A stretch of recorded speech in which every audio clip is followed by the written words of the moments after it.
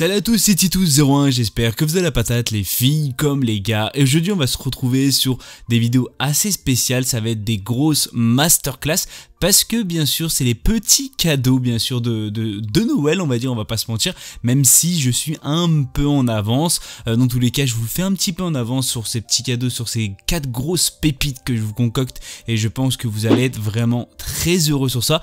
Mais avant ça, n'oublie pas de liker, d'exploser cette barre de like, de commentaires ou encore de partage. Et j'espère surtout que bien sûr vous allez recevoir les cadeaux bien sûr que vous avez demandé. Dans tous les cas, si tu as des idées de vidéos ou tout autre, n'hésite surtout pas à me le dire dans la barre des commentaires. Si tu veux parler avec d'autres personnes qui sont fans d'animé, n'hésite pas à aller sur mon Facebook ou encore sur mon Discord, ça me ferait extrêmement plaisir. Et sur ce, on va s'attaquer tout de suite pour bien sûr les grosses masterclass pour cette année 2024. Alors on va parler de Jaku Chara Tomozaki-kun et on va être basé sur 12 épisodes de 24 minutes. Il est sorti en 2021, on est plus sur de la comédie, du drame, de la romance, de l'école du jeu vidéo et bien sûr du quotidien. Et pour les intéressés, il est disponible bien sûr sur Crunchyroll.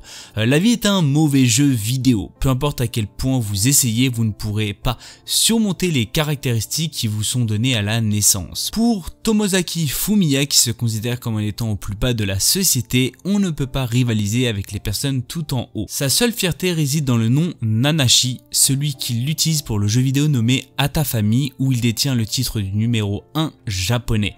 Cependant, lorsqu'il rencontre la deuxième meilleure joueuse japonaise, sa position est contestée. La vie est-elle réellement le meilleur des jeux? Alors moi au tout début j'avais un petit doute parce que sincèrement c'était le gros cliché du gamer et on va pas se mentir que des fois t'en prends un coup et ça fait quand même plutôt mal, on va pas se mentir que vraiment il y avait d'énormes clichés au tout début de l'animé, c'était quand même plutôt dommage. Et au fur et à mesure des épisodes, sincèrement leur but c'était pas ça, c'était vraiment de enlever ce fameux cliché comme quoi le gamer il a pas de vie sociale, il a rien derrière et que il n'aime pas s'amuser. Et ça c'est quelque chose que j'ai quand même plutôt apprécié, que bien sûr ça a eu un petit peu de mal au début à commencer et au fil des épisodes on apprend un peu plus bien sûr sur les deux personnages. Et je trouve que le terme jeu vidéo est quand même plutôt bien utilisé au bien sûr fil des épisodes.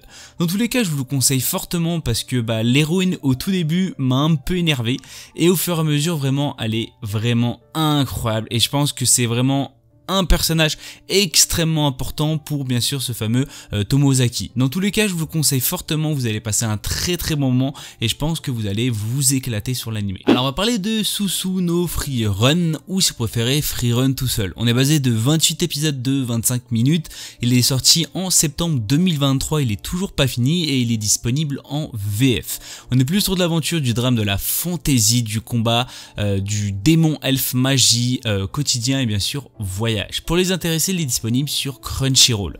Ce que j'ai à dire, c'est que d'habitude je dis pas trop qu'il y a la VF, celle-là je vous la déconseille. Alors après c'est mon avis, je n'ai pas trop accroché, il y en a peut-être qui vont adorer, mais pour ma part j'ai pas trop accroché sur la VF sur bien sûr cet animé. On va parler bien sûr du jeune héros qui s'appelle Himmel et ses compagnons l'elfe Frieren, le nain Aizen et le prêtre Aether.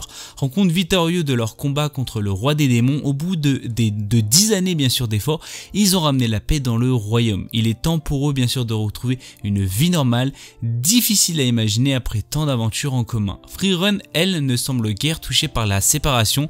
Pour la magicienne à la longévité exceptionnelle, une décennie ne pèse pas lourd. Elle reprend la route en solo et promet de retrouver bien sûr ses camarades un demi-siècle plus tard. Elle tient parole, mais ses retrouvailles sont aussi les derniers instants passés avec Himmel, devenu un vieillard qui s'éteint paisiblement sous ses yeux. Frieren est sous le choc.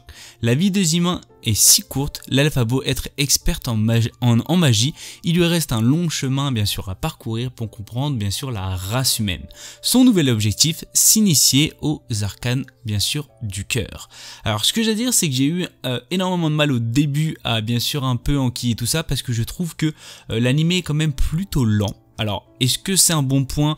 Pour ma part ça peut être un bon point, mais là je trouve que vraiment il est extrêmement lent et c'est quand même extrêmement compliqué je pense, peut-être à certaines personnes qui veulent vraiment s'initier directement. Je pense qu'il faut attendre vraiment 2-3 épisodes, voire peut-être 4 épisodes pour vraiment être dans le bain, vraiment dans le bain tout simplement de l'animé.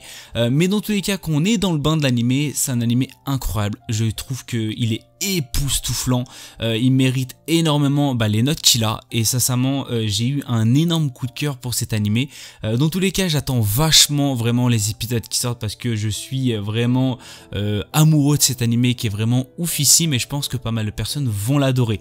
Les personnages sont extrêmement attachants, il y a des petits du drame à certains moments, vous allez comprendre pourquoi. Dans tous les cas je vous conseille, vous allez passer un très bon moment et je pense que c'est une des grosses masterclass de cette année 2023. Alors on va parler de Megami no Café Terrace, on est basé de 12 épisodes de 24 minutes, il est sorti en mi-2023, on est plus sur de la comédie, de l'ecchi, de la romance, du shonen, de l'harem et bien sûr du maid. L'histoire se centre sur Hayato Kasukabe, un orphelin qui a déménagé à Tokyo pour ses études.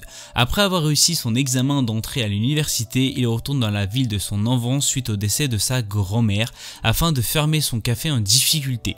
Sur place, il découvre que 5 femmes travaillent dans le café. Après avoir vu leurs difficultés et compris le lien qui les unissait à sa grand-mère, il décide de réouvrir bien sûr le café. Ce qu'il faut savoir c'est que, je l'ai pas dit mais il est aussi disponible sur Crunchyroll. Ce qu'il faut savoir c'est que j'ai eu un petit peu de mal au début parce que c'est vrai, on va pas se mentir que l'ecchi, l'harem est 100% présent et là faut pas se voiler la face, tu vois. Il y a des scènes vraiment tu te dis mais comment c'est possible? C'est extrêmement drôle, c'est vrai, on va pas se mentir que la comédie est extrêmement présente et il y a un peu de, on va dire un petit peu de gênant je pense aussi à certains moments pour bien sûr ce fameux personnage, mais dans tous les cas l'histoire est vraiment vachement intéressante et je trouve que c'est extrêmement bien sûr à regarder. C'est un animé plutôt chillax, c'est-à-dire c'est pas avoir une prise de tête derrière, c'est un animé qui passe, c'est pas le meilleur mais c'est un animé qui passe vraiment, qui passe quand même plutôt bien et je pense que pas mal de personnes pourraient bien sûr être intéressées par ça. Si vous voulez bien sûr de la romance, du shonen, de l'ecchi et bien sûr de l'harem, et si bien sûr vous aimez tout ce qui est à base de maid, vous allez être quand même plutôt servi. Dans tous les cas je vous le conseille fortement parce que c'est quand même un animé qui passe quand même plutôt bien et je pense que si vous voulez bien sûr un animé de chillax, il est fait pour toi. Alors on va parler de Tate no Yusha no Nariagari ou si vous préférez The Rising of the Shield Hero. On est basé de 25 épisodes de 23 minutes, il est sorti en 2019, il y a de la VF disponible, il y a aussi bien sûr une saison 2 et la saison 3 étant enfin annoncée pour bien sûr 2024. On va être basé sur de l'action, de l'aventure, du drame, de la fantasy, de l'isekai, bien sûr de la romance, des mensonges, de la vengeance et bien sûr de la magie. Pour les disponibles, il est aussi disponible sur Crunchyroll. On va parler de Naofumi se voit un jour invoqué dans un monde fantastique avec 3 autres personnes afin de devenir les héros de ce monde. Dès leur arrivée, chacun se retrouve équipé d'une des 4 armes légendaires où Naofumi hérite d'un simple bouclier considéré comme le plus inutile des 4 équipements. En raison de son manque de charisme, Naofumi finit malheureusement avec une seule coéquipière tandis que les autres en avaient plusieurs. Et comme si cela ne suffisait pas, lors du 2e jour il a été trahi, accusé à tort et volé par la dite partenaire. Méprisé de tous, du roi aux paysans, le jeune homme ne pense désormais qu'à se venger. Alors ce que j'ai à dire c'est qu'on va faire saison par saison. La saison 1 est une énorme masterclass et je pense que pas mal de personnes ont eu un énorme coup de cœur pour cette fameuse saison 1 qui était vraiment ouf, mais oufissime, c'est-à-dire je vous la conseille bien sûr vraiment.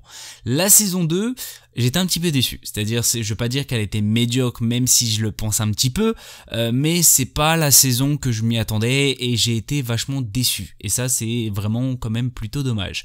La saison 3, alors là on va parler un petit peu de la saison 3, la saison 3 n'est pas la saison 2 mais n'est pas aussi la saison 1, c'est-à-dire c'est une très bonne saison.